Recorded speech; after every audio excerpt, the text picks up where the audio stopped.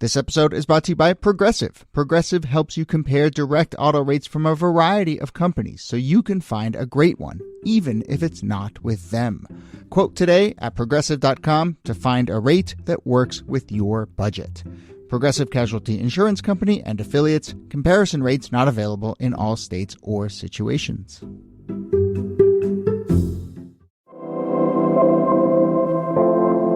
Hello and welcome to This Day in Esoteric Political History from Radiotopia. My name is Jody Avirgan. This day, July 17th, 1980, Ronald Reagan accepts the Republican nomination for president and says in his speech, "For those who've abandoned hope will restore hope and will welcome them into a great national crusade to make America great again." And there it is, that phrase that we are very, very used to now, make America great again. It's a phrase that, of course, is used by Donald Trump and now has its own acronym, MAGA, and basically defines a larger political movement.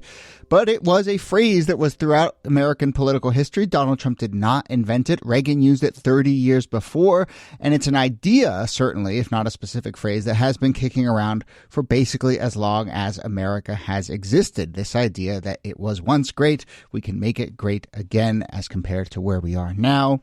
So let's talk about Reagan's use of MAGA, how that phrase has popped up and morphed throughout the political generations. Here, as always, Nicole Hammer of Vanderbilt and Kellie Carter-Jackson of Wellesley. Hello there. Hello, Jody. Hey there. So lots to cover here because there's a super rich history and then obviously then examination of how it's used now. So let's talk about how Reagan used it, then maybe how others have used it, and then we'll sort of circle around back to how Trump has used it and what it means now. So, Kellie, what was Reagan up to uttering this phrase in 1980? I mean, he gives his acceptance speech at the Republican National Convention, and he actually says, "Let's make America great again." So it's kind of like La MAGA, I guess, if you want to put it like that. It has a different spin on it, but he really takes this phrase and runs with it. So you will see it on posters, and you will see it on buttons, and it's on, campaign merch everywhere. And it's a way of sort of getting Americans to think about nostalgia. This is a point in the United States in which unemployment is at an all-time high. When you think about inflation, you think about the economy downturning. People need to be reminded of sort of the good old times. And this idea of let's go back to those days where everyone had money and prosperity and wealth and bounty. And he's playing into people's feelings and emotions of when times were better. And it resonates. It's interesting because, yes, when times were better, but he's not just asking to roll back the Carter administration or take us back to the pre-inflation period of the late 1960s. He wants to go back to a specific period that is the 1950s. And it seems like that is a much more loaded nostalgia trap than just saying are you better off than you were 4 years ago? Right. That kind of let's go back to something like this. Yeah.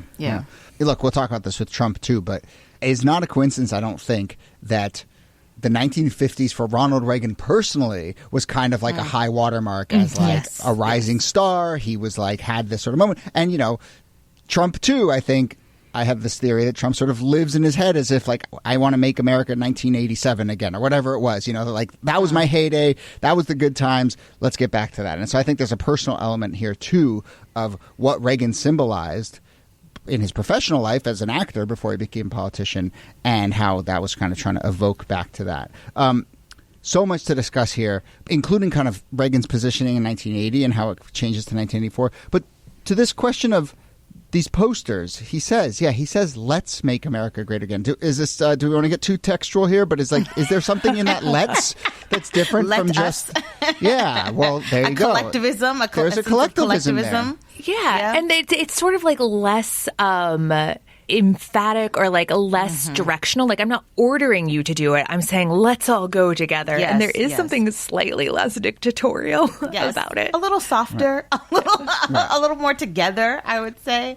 But it doesn't when you think of MAGA itself as an acronym, it just packs more of a punch than any other and that's way a big part of the than story. MAGA, yeah. That's a big part of the story that we'll get to is like Donald Trump basically workshopping this as a phrase and using his kind of advertising brain, for lack of a better word, perfecting the phrase. But yes, I mean, okay, so Reagan has "Let's make America great again." There's a little collectivism in there. Let me read that quote again that I read in the intro where he uses the phrase at the convention. He says, "For those who have abandoned hope will restore hope and will welcome them into a great national crusade to make America great again." So there's the use of "we" there, which I think, Trump has changed that a little bit to "I."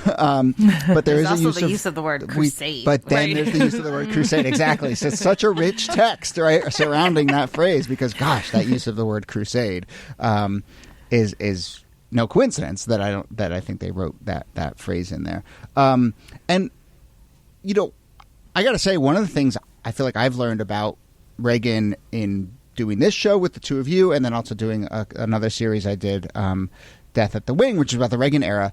The 1980 Reagan.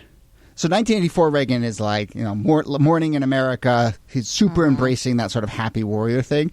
1980 Reagan is a little more hard-edged, and we've talked about how he starts that campaign by talking about states' rights, very coded language about race and the Confederacy. And then we also talked about how that was that third party run by that guy John Anderson, in part because he saw Reagan as pretty extreme, right? At least for the first part of that campaign. And so I think his use of MAGA sort of hits a lot of that there was that darker tinge to it in the 1980 version of Reagan.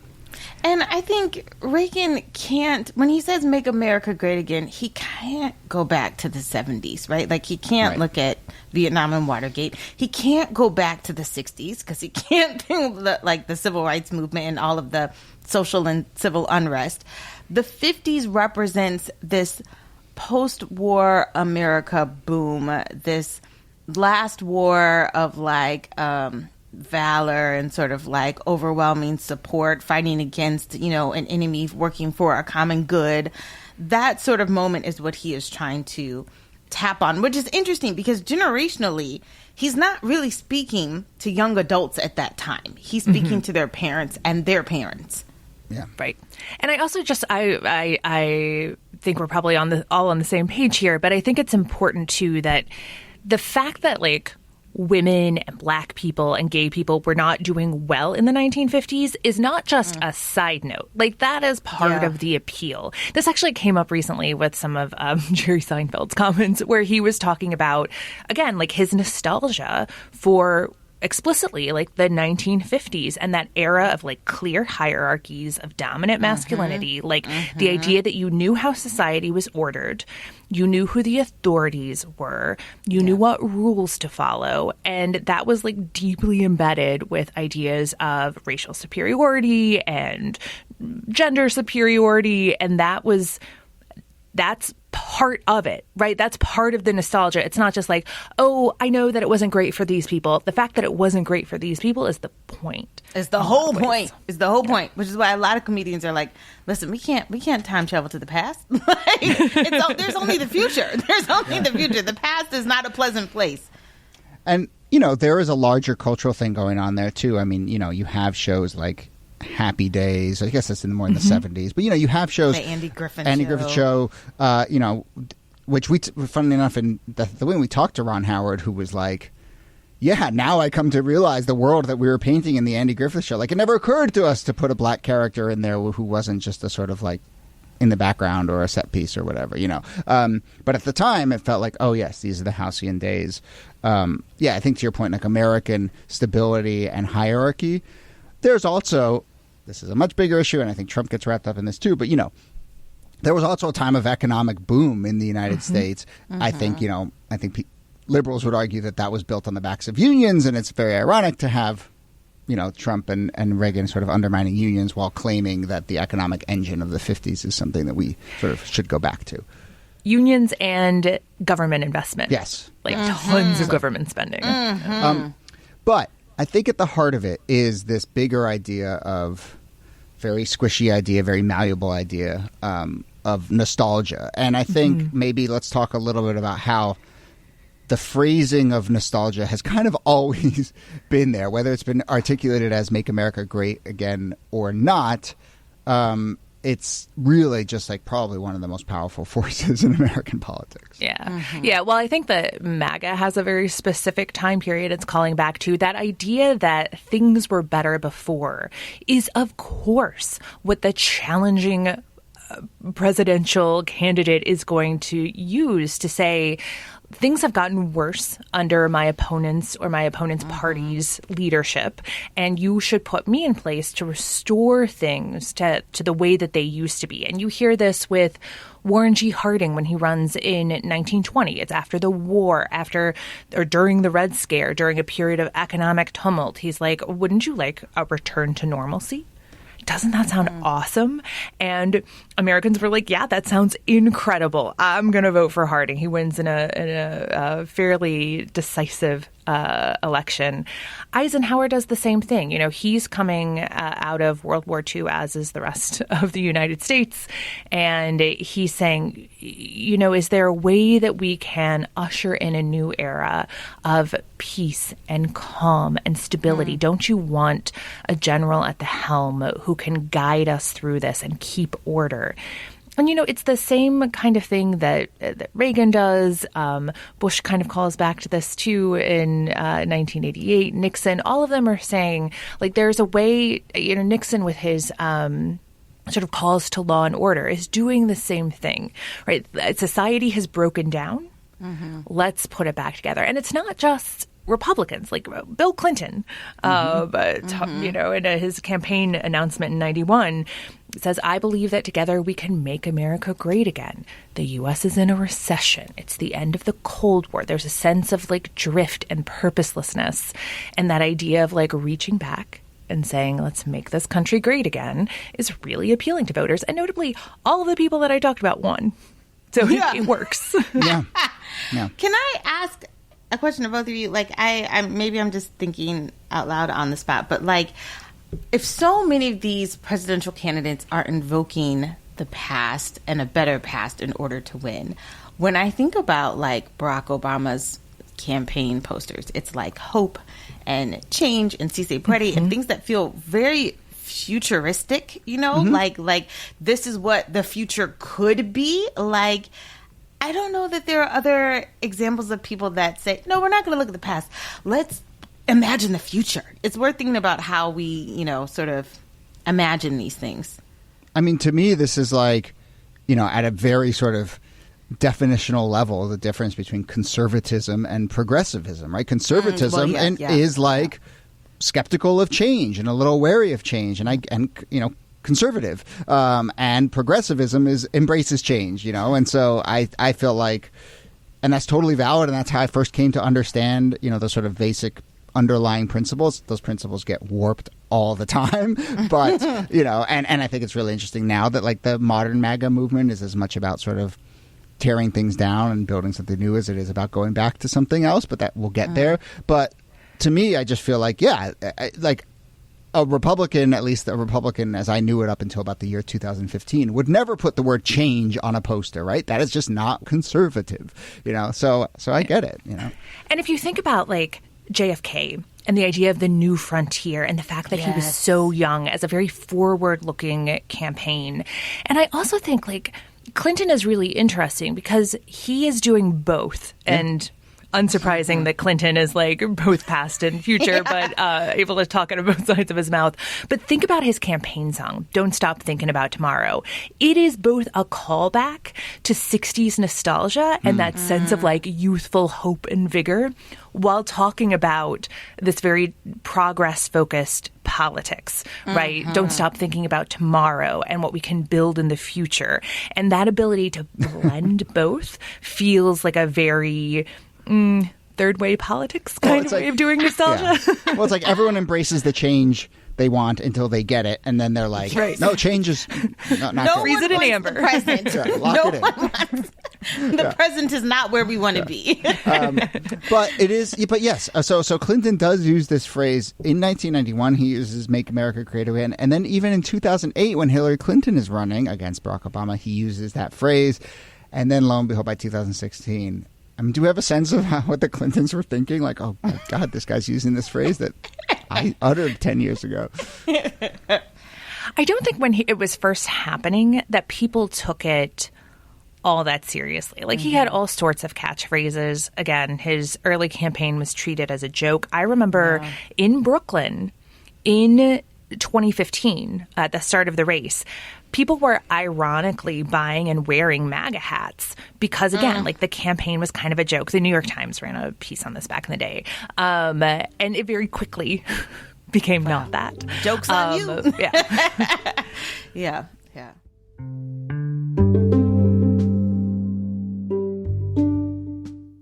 What's the one thing that most history books all over the world have in common?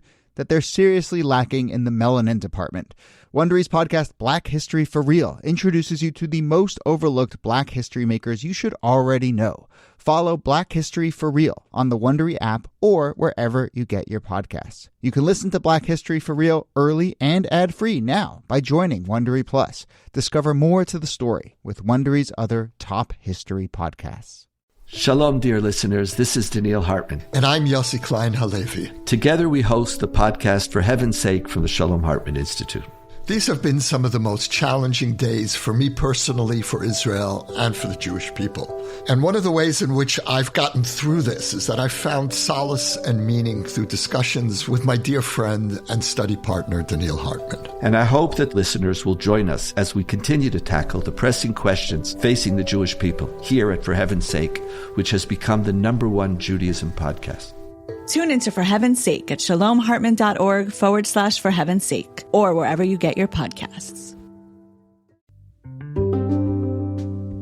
Okay, let's talk a little bit about Trump using it. I mean, I think as we've shown here, Trump did not invent that phrase, although I bet you he thinks he did. But that said, I think Trump's history with the phrase is longer than maybe people realize. It's not something he just embraced in 2015 into 2016. But he used the phrase in 2011 when he was saying he wasn't going to run in the 2012 election. In a book, he started talking about it as making America #1 again, which I think he then workshopped and sort of reworked to make America great again. But in 2012, there were a group of Trump supporters who filed paperwork in Texas just in case he wanted to run, calling him the candidate of the Make America Great Again party. So that phrase is floating around for a long time. And then after Obama wins his reelection against Romney in 2012, he really starts to use it a lot. And I think he tweets it just in the days after that election. And then, he applies with the Patent and Trademark Office to get exclusive rights to use the phrase "Make America Great Again" for, quote, political action committee services, namely promoting public awareness of political issues and fundraising in the field of politics. And even Trump has talked about how originally he had embraced that sort of more Reagan-esque thing of like, we will make America great, and then he didn't feel like it had the right ring to it, and he did his thing, and he called it Make America Great.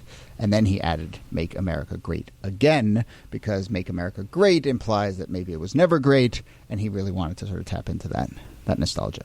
Yeah, what I love about that history of his relationship with the phrase is it's also a reminder that Trump was not just responding to the Obama administration, although obviously that had a lot to do with his campaign, that he, since the 1990s, had been talking about America as basically like a shithole country, right? Like that it was this place that once had been great, but it had been backsliding. In the 90s, it was Japan. He changes it to China sometime in the 2000s. But this idea that America had gone way downhill had been a clear and key part of his political stances for 25 years before he ran for president. Yeah, to me, it's the evolution of the phrase of thinking about we will make America great, make America great, make America great again. Like all of these different evolutions of it, and just how the word again can signal to so much. Like that word is packed. And and so intentional in terms of how people think about the country, because he still has to have a patriotic stance in it. He still has to believe that America is great. He can't sort of deny that while he's trying to champion to people who he believes are patriots. Because that's the nostalgia. Without the again, it's just, it is almost more forward looking. Yeah. And so let's end by talking a little bit about nostalgia, but then specifically how people find their particular nostalgia in this phrase, which, I think it is, like a lot of great advertising, it is both very broad, but then also very specific, right? And so people can just find themselves in this. This brings to mind to me this, I think I've seen studies along these lines. I think the Times did a piece about this, but it was basically like asking people when was the best music made, when were the best movies made, when was the and it was basically a survey. The question was basically, when were you 18 years old, right? Yep. I mean, that's effectively what the answers were, right? It's just everyone has this window, 18 to 25. And I think in politics, maybe it's a little later, 21 to 27 or whatever, when they just sort of lock it in, or it's defined, for them. And so I think for a lot of people like who were 18 to 25 during the Bush era, it's defined their politics in terms of what they're against. But largely speaking, I think it's more than anything, this is just a proxy for finding a kind of, you can pick your own again and find whatever phase you want. It's vague. Even though we do kind of tend to say the 50s has been kind of one of these really persistent eras. From the 1980s all the way until now, I think there is still this notion of the 50s as this great moment. But I think there's a lot of people who align themselves with MAGA and the sentiment of MAGA, and they would pin their era to the 80s and 90s now. Yeah, Gordon Greco. Yeah, I'm thinking like Boomtown. I'm thinking when Wall Street is like booming and all these multimillionaires are living their best lives. Like I think of, and manufacturing jobs in small towns, and places. Yeah. And Reagan was president. I mean, one of the things that I charted in my last book was this. Even as the Republican Party slowly begins to turn away from the policies of Reagan, the Reagan nostalgia, the idea that he is like the big daddy of the Republican Party, that just grows and grows and grows. And so looking back, 80s is when Republicans and conservatives in particular are coming into power. It's when they get this kind of institutional success. And so looking back at the 80s and being like, this was our decade is not all that surprising. Obviously, there's a racial component here. When Trump says "Make America Great Again" and he's talking to white voters, they pin it into the 50s, maybe into the Reagan era. When there's been polling that has asked black voters or black Americans, do you think that the best days are behind us or ahead of us? Hey, lo and behold, 5 out of 6 African Americans disagree with the idea that our best days are behind us. I feel like it's 6 out of 6. I feel like that poll is skewed. Nobody's going to be like, the 19th century was popping. Nobody's going to say that. Maybe they mistakenly called up Candace 20s Owens. and 30s. Like, if I'm time traveling, I'm going back to yesterday. That's when I'm going back. That's it. I love that. You want to give this Rick Tyler congressional candidate the final word here, who kind of let the masks drop a little bit in 2016? Oh, man. Rick Tyler gets a billboard, a massive billboard that he purchases to say, "Make America White Again." He basically says the quiet part out loud. Like, you know what? I think we're all feeling the same thing. Let's just make America white again. And it lasts a few days before tremendous backlash hits him swiftly and they take the billboard down. But in some ways, I don't know, it's honest. Do you know what I mean? Like, it's like, just say what you feel. Yes, it's problematic. Yes, it's toxic, but that's exactly how you feel. And I think it's worth just underscoring that in the 1950s and in the 1980s, the United States was 90+% white. And I think we forget that because the demographics of the country have changed pretty significantly. But that is part of this appeal. When you say "Make America the 50s again," like you are asking to make it not just a predominantly white Protestant culture, but you are saying, let's make it a country that is 90% white, which, again, like it's making the subtext the text. Yeah. I mean, the racial dynamic cannot be emphasized enough. But for me, it's also the gender gap as well. Absolutely. Like, I'm like, how are we thinking about women during this period? I mean, what is the role of half the population when you think about a statement like this? I mean, all of it is troubling, but those two, race and gender, are the biggest aspects of that. Yeah. I don't know exactly how to phrase it, but over the course of this conversation, I've just been going through the 4 different words in that phrase and just thinking about which one is the most sort of like rich and impactful. And obviously they all work together, but I'm like, maybe it's the make, maybe it's the America, maybe it's the great, maybe it's the again, and it's like the again is the clear linchpin to this callback. But, the great is so expansive too. And I mean, you could see a Democrat just say, make America great. That could be their phrase. But then you add the again at the end and all of a sudden it becomes a whole different thing. So it's just very dense and malleable and rich as a phrase. The make of it too, like the creation of it, the demand of it, like the make me emphasizes there is something to be shaped in or curated within this space. One last thought, and NIki, I'm curious what you think of this, but now it's MAGA, right? So it's just sort of turned and morphed away from necessarily that phrase, make America great again. And I would say it's actually been a project of Democrats to really brand MAGA, and Biden talks about the extreme MAGA. But, do you see now the MAGA movement divorced from all the stuff we've been talking about that's sort of loaded into that phrase, make America great again? And we're recording this, by the way, on the day after the Republicans released their platform for this year. And there's a lot of stuff in there that isn't pure nostalgia. There's a lot of stuff in there that's pretty radical and sort of, changes a lot. Right. I mean, MAGA is a radical movement that is trying to fundamentally change the country. And, people today talk about how progressives are the true conservatives because they're trying to conserve the gains for women and for Black people and for immigrants in the United States that were made over the past 30 years or so. So I think MAGA is both a branding success for both Democrats and Republicans. I think it does define or label a clearly defined movement. And I think it is that radicalism, that very clear set of goals for how to fundamentally restructure the country along anti-democratic and hierarchical racial and gender lines. Like, that is very much the substance of the movement. And so I actually find it a very useful label for helping us understand the evolution of the right in the United States. And so for that, like, as a historian and as a writer who tries to think about these changes, I find it a pretty useful branding exercise. Oh, yeah. And can we talk about the color, though? Can we talk about the use of red and how red is so, I think, embedded in our psyche as like red. The color red signals to a lot of, it can signal to anger, it can signal to rage, it pops. It's like the color of stop signs, like it is arresting. You can't get the same appeal with blue, or yellow, like it's just blue is like calm and trustworthy.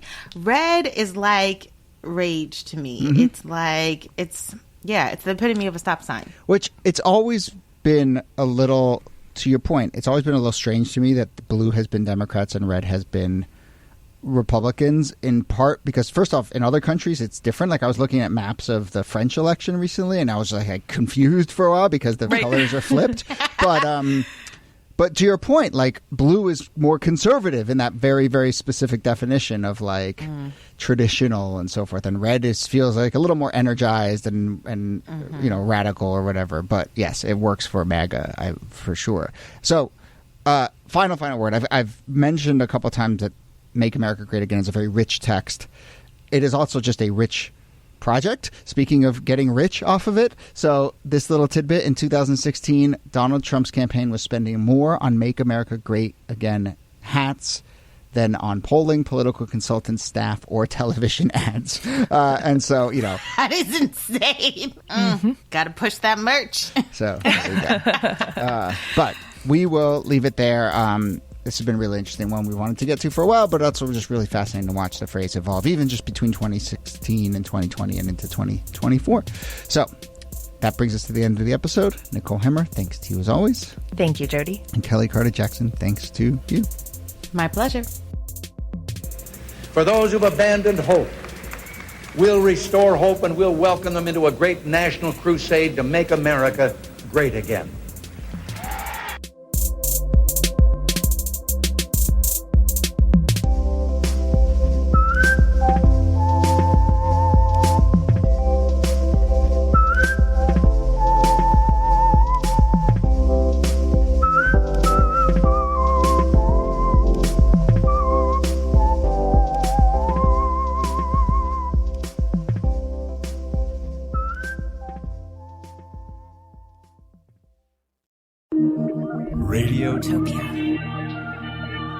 from people.